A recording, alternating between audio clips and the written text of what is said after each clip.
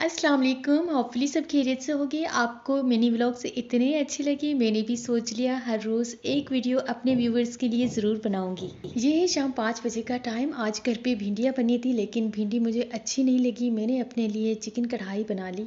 छोटे भाई को भी भिंडी अच्छी नहीं लगी, वो भी मेरे साथ कढ़ाई खाने बैठ गए। मैंने कहा ये तो भाई गलत बात है, आप पहले बता देते तो मैं इतनी ज़्यादा बना लेती, लेकिन ये तो आप गलत कर रहे हैं।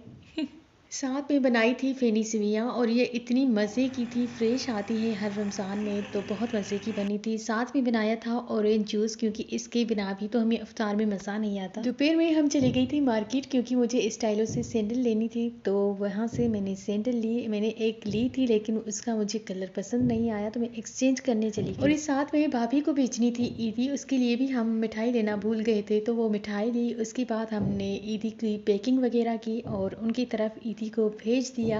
होप सो कि